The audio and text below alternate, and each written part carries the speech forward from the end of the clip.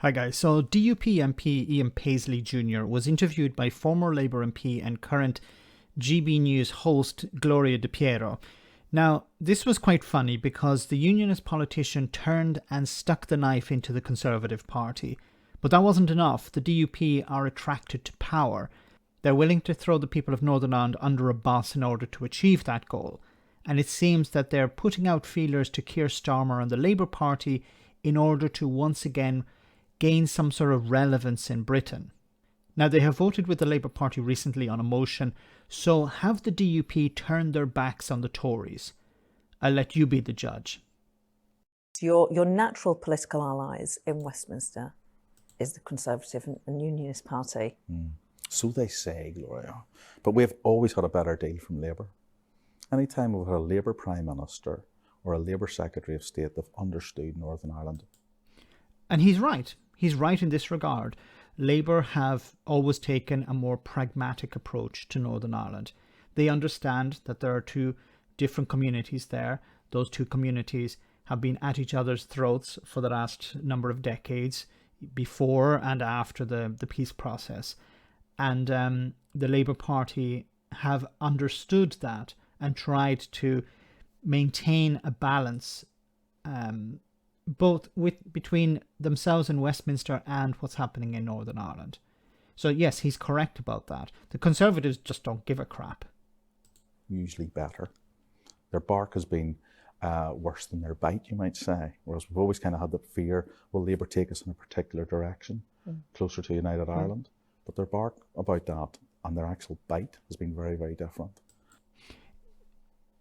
I don't believe a word that Ian Paisley is saying here in regards to the Labour Party and the bite and their bark. He understands two things. One is that his influence over Boris Johnson is zero. Okay, so there's no point trying to influence Boris Johnson, plead with Boris Johnson, ask him nicely, threaten him. It doesn't work. So the alternative is to look at who will replace Boris Johnson or who may replace Boris Johnson. Because, look, it's not guaranteed that the next party in power will be the Labour Party. The polls are pointing in that direction, but it's not guaranteed. But for the DUP, they have nothing to lose. What would be the best case scenario for them would be that the Labour Party win, but with a few seats short. And they're looking around for a partner, the Liberal Democrats, the Greens, and it doesn't get them over the line. And well, look who comes to save the day, the DUP. And the DUP have already supported the Labour Party in a motion recently. Now, I don't know if that was because the DUP believed in that motion or they are attempting to build some sort of bridge with the Labour Party. Now, of course, their ideologies are completely polar opposites. But as I said before, the DUP are interested in power and relevance. And this could be their golden ticket. Yes, the Conservatives call themselves the Conservative and Unionist Party. But I believe that the Conservative Party today is becoming more and more an English nationalist party that doesn't really understand what's going on in Scotland, certainly in Northern Ireland and in other regions. And he's correct on this matter, in this regard. The Conservatives don't understand Scotland, they don't understand Northern Ireland, and that lack of understanding is fueling Scottish independence. And I've got to try and encourage them and educate them and help them to understand. Yeah, Northern Ireland's 2-3% of the whole of the UK, but this is what we really believe. And we're not little Englanders trying to be little Englanders. We're proud Northern Ireland people who have an identity of our own, and you've got to understand it and govern on that basis. Is the door always open for you? I assume that whenever you want an audience at number 10 with the Prime Minister, you can get one, right? I usually can, yeah.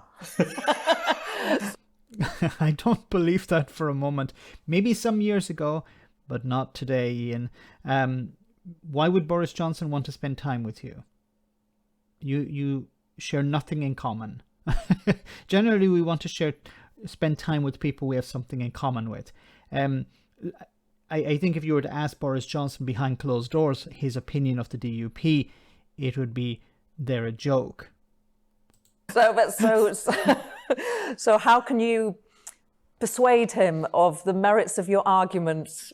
Yeah, well, the current Prime Minister, as you know, and I mean, Boris Johnson has extremely important skills and very, very helpful skills, despite all of the criticisms he has.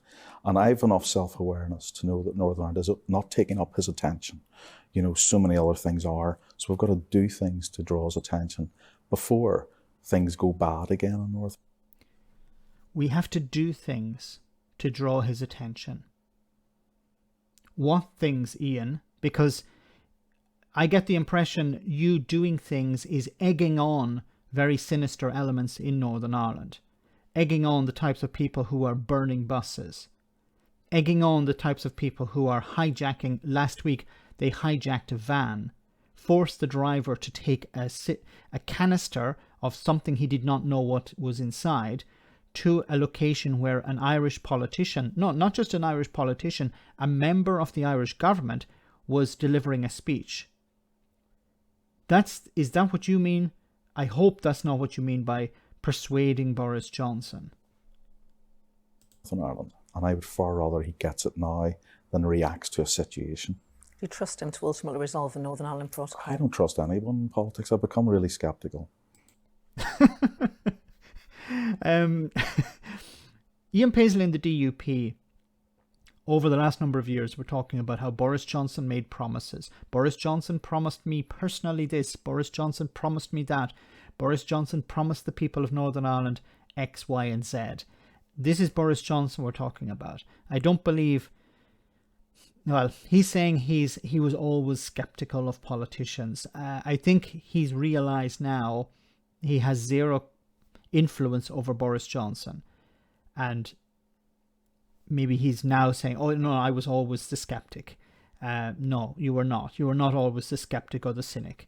You believed the lies as well. Now, maybe deep down he knew that Boris Johnson was a liar and a charlatan, but it served his purpose. You know, we wanted influence. We wanted to use Northern Ireland as a bargaining chip. And we thought with the Brexiteers we could do that. The Brexiteers threw us under a bus. And I've been saying this for years now. When it came to Northern Ireland, when it came to the Union against Brexit, Brexit won on every occasion. Jacob Rees-Mogg, any of the Tories who are Brexiteers, always chose Brexit over the Union, Brexit over Northern Ireland. And either the likes of the DUP and Ian Paisley didn't understand that, or they were conveniently ignoring it. You know, and I think that it's foolish to put your trust in people. We can only trust the people that they will, you know, hopefully elect sensible people, and then that we can trust those people to respond positively to the messages and the political policies that we have. But the idea that I'm trusting this particular politician, I think those days have long since gone.